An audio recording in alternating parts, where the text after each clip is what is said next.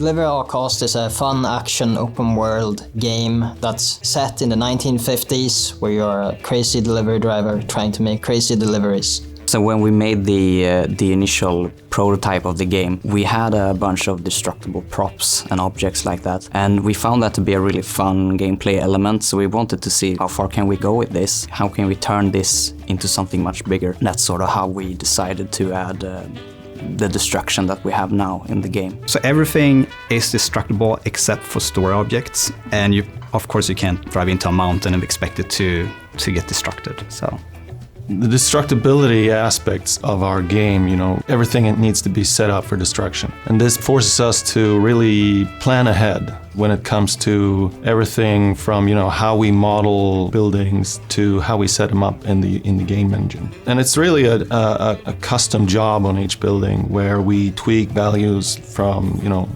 mass, brake forces, and the way particle systems look to make it all, tight together and blend in a nice way. So the first step we do to set up a building is for the artists to model the building they have to sort of work in a special way. It's not like building a building in another game where you don't really have an inside. So we need to model the building in separate parts, and they all need to have interior faces, so you need to model the inside as well. And then when the art asset is ready, we take that into the game engine. We then have some custom tooling in there to help us with the next step, which is breaking it down into even more parts. We break down the walls maybe into 5, 6, 7 parts each, and get it down into smaller chunks. Then we need to also use this tooling to set up the different types of materials that these parts have. So for instance, you mark the glass as glass, and that will give you the correct particles and sound effects and all that nice stuff.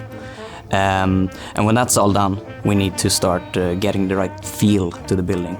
So that's when you start to tweak the density and the mass of the building and the objects, the force you need to break the building itself. So at this point you have to run into the building maybe 30 times to really get that nice feeling. So each building will typically have between 50 or 150 parts that can crumble with physics, depending on size. So the cars are totally destructible. They are deformable, so if you drive into a car you can see it kind of smashed in, and the windows will break, the parts will fall off, the doors, the hatches, the hoods, whatever you would expect. So they're very satisfying to drive into.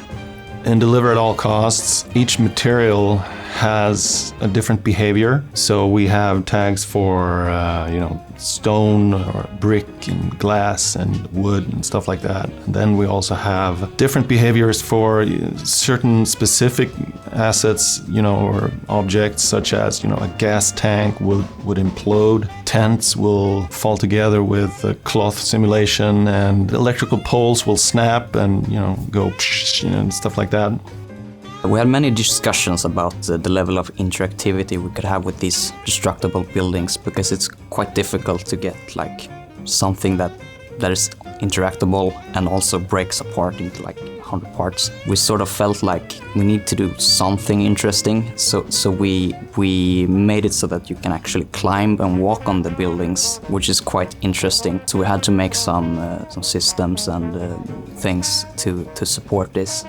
Well, the fact that you can, destroy everything that you can also climb or, platform on, it's really been a hard nut to crack on how to handle that. Not the least when it comes to, technical aspects and level design aspects. Sometimes there will be people standing on top of buildings that when you destroy the building, you can watch them fall on their faces.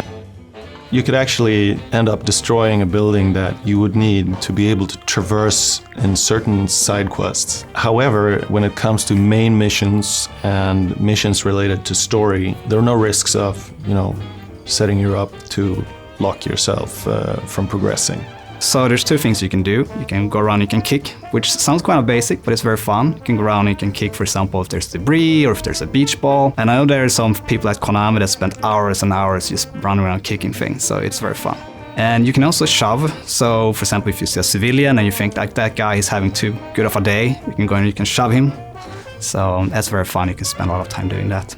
So what happens if you anger a civilian? They will come after you and they will try to smash your car. Perhaps they will run after you with a chainsaw, they will do a huge jump with a sledgehammer, and if you don't get away, they will totally destroy your car. To defend yourself, as you can jump out and you can shove them to cancel their attacks. They can also jump and latch onto your car, so they can do jumping on a drag out onto your door or to your hatch, and if you don't get rid of them, they will actually pull that off from the car. So yes, they're quite dangerous. We have worked a lot on the balancing. We want them to be kind of a threat, but we want it more to be a fun aspect of the game, more than an annoyance. If you get 10 civilians angry at you and chasing you, there is a good chance that they will crash the car. But a couple of them is okay, and if you keep your momentum or you speed up, then you will be able to lose them after a while. They won't chase you forever. If the city is a ruin and there is debris everywhere, one of the things that we're quite proud of is that the civilians will manage to path through that debris and rubble and find you. And there's quite a lot of funny moments where you have the police after you and thinking, you can never find me, you can never catch me. But then he managed to get through the rubble anyway and get you. So it's quite exciting when you have someone after you. Winston can defend himself. He can shove the civilians or the police. If you shove the police, it can help you to escape. If you shove the civilians, it can help you to cancel their attacks. So Deliver the Cause is an action-adventure game set in a world where everything is destructible. You play as Winston Green, a courier with anger management issues on his downward spiral towards insanity.